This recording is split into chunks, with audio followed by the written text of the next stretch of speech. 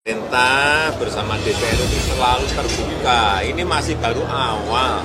Wong satu persatu belum dilihat sudah dikritik. Ini belum, sekali lagi ini belum undang-undang loh ya.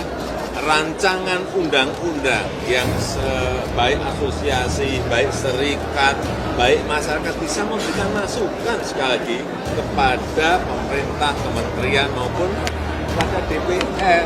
Mendengarkan aspirasi yang isinya menyampaikan poin-poin ketidakadilan yang ada di pasal-pasal Undang-Undang Omnibus Law. Dari mulai masalah pesangon, masalah cuti, masalah izin TKA, masalah outsourcing, masalah upah dan lain-lain. Dan dirasakan pengesahannya itu terlalu cepat untuk sebuah undang-undang yang begitu kompleks dan begitu besar. Rekomendasi dari perwakilan buruh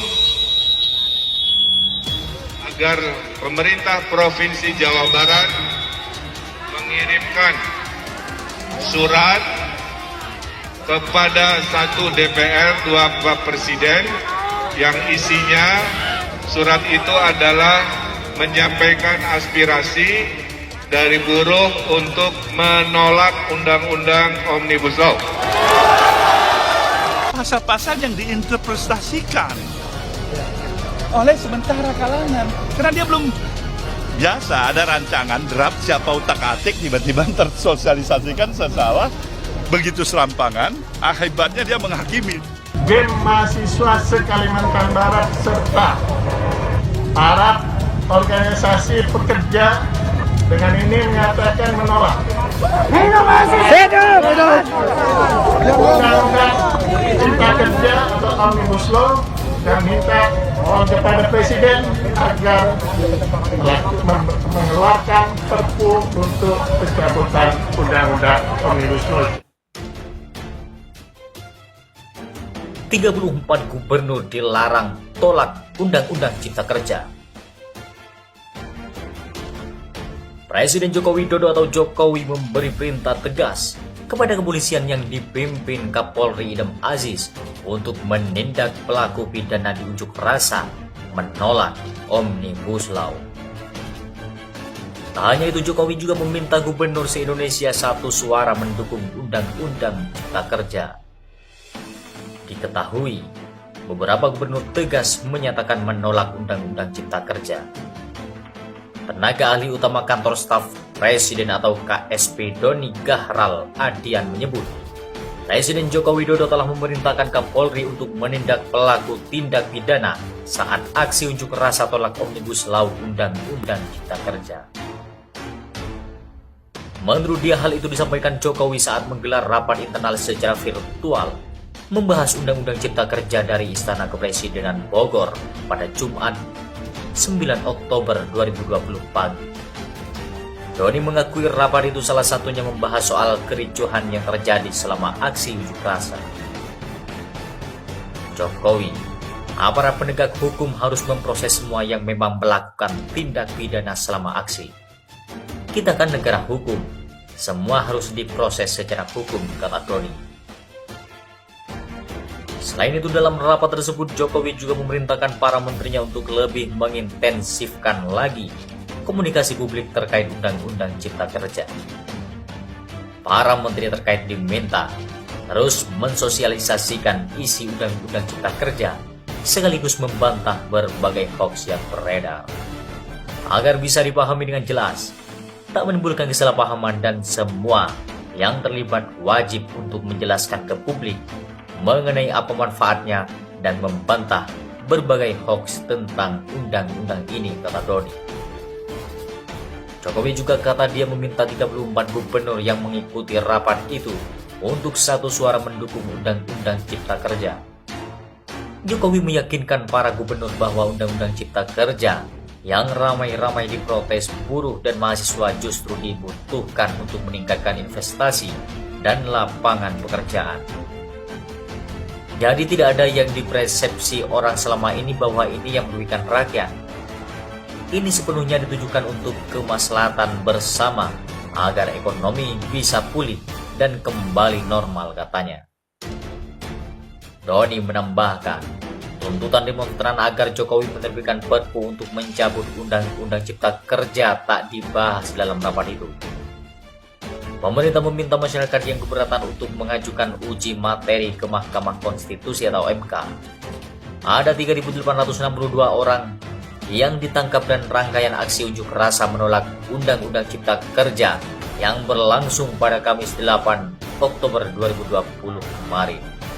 Kepala Divisi Humas Polri Irjen Argo Yuwono mengatakan, mereka yang ditangkap kini masih berada di kantor polisi untuk menjalani pemeriksaan. Argo Yuwono membeberkan, 3.862 orang yang ditangkap itu terdiri dari beberapa kelompok, yakni kelompok anarko, masyarakat umum, pelajar, mahasiswa, buruh, dan pengangguran. Gubernur Jawa Barat Ridwan Kamil mendadak viral di media sosial atas tindakannya mengirim surat kepada DPR RI dan pemerintah pusat setelah menemui demonstran yang menolak Undang-Undang Cipta Kerja. Sebelum hilang, Fatur, Ketua BEM UGM, sempat tolak Omnibus Law. Atiyatu Muqtadir atau yang akrab disapa Fatur dicari publik untuk demo Omnibus Law atau Undang-Undang Cipta Kerja. Pasalnya, Fatur yang sempat menjabat sebagai Ketua BEM UGM ini pernah berkoar-koar soal demo RUU KUHP pada akhir tahun 2019 lalu, dan sosoknya menjadi idola baru bagi kaum muda. Banyak warganet yang mencari keberadaannya dan berharap bahwa dia akan ikut aksi kembali. Usut punya usut, Fatur pernah buka suara soal Omnibus Law jauh sebelum hal ini menjadi ramai. Atiyatu Muqtadir atau Fatur diharapkan membantu demo Omnibus Law atau Undang-Undang Cipta Kerja. Bahkan namanya sempat menjadi trending di Twitter pada Selasa 6 Oktober 2020 berkat aksinya tahun lalu yang dianggap berani. Beberapa warganet berspekulasi bahwa ketidakmunculan Fatur karena ia sibuk menerima endorse dan lupa akan perjuangan. Beberapa dari penggemar ikut meramaikan TikTok dengan membuat video yang mengharapkan kehadirannya. Pasalnya, selain wajah yang rupawan, Fatur sempat menyampaikan pendapat di acara Catatan Najwa pada 25 September 2019 silam yang membuat penggemar semakin salut padanya. Jauh sebelum Undang-Undang Cipta Kerja disahkan, Fatur telah mengunggah tulisan bahwa dia menolak Omnibus Law. Mahasiswa kedokteran gigi ini membagikan pendapatnya soal Omnibus Law pada 20 Februari 2020, sembari melampirkan foto sedang berorasi. Dalam Instagramnya, Fatur menuliskan, menyoal Omnibus Law. Sebelum pamit sejenak dari Instagram, saya hendak menegaskan satu hal, menolak Omnibus Law. Sebagai seorang presma yang telah demisioner, rasanya dengan menulis disinilah saya bisa memperjuangkan sikap ini, atau mungkin datang langsung menyambut seruan aksi kawan-kawan yang masih aktif di organisasi, sembari menyelesaikan skripsi. Ya, layaknya mahasiswa akhir atau presma, demisioner pada umumnya. Demikian tulis Fatur. Dia mengatakan berharap pembangunan yang meningkatkan kualitas hidup. Hal inilah yang menyebabkan setiap rencana pembangunan perlu dilihat apakah merusak manusia dan lingkungannya atau tidak. Dari banyaknya yang menghujat keberadaan sosok pria tersebut, beberapa warganet ikut memberi penjelasan soal ketidakhadirannya. Unggahan terakhirnya yakni pada 26 September 2020 dan Fatur atau Atiyatu Muqtadir tidak membahas soal demo Omnibus Law yang ramai diperbincangkan. Jokowi meyakinkan para gubernur bahwa Undang-Undang Cipta Kerja yang ramai-ramai diprotes buruh dan mahasiswa justru dibutuhkan untuk meningkatkan investasi dan lapangan pekerjaan. Jadi tidak ada yang dipersepsi orang selama ini bahwa ini yang merugikan rakyat. Ini sepenuhnya ditujukan untuk kemaslahatan bersama agar ekonomi bisa pulih dan kembali normal, katanya. Doni menambahkan, tuntutan demonstran agar Jokowi menerbitkan Perpu untuk mencabut Undang-Undang Cipta Kerja tak dibahas dalam rapat itu. Pemerintah meminta masyarakat yang keberatan untuk mengajukan uji materi ke Mahkamah Konstitusi atau MK.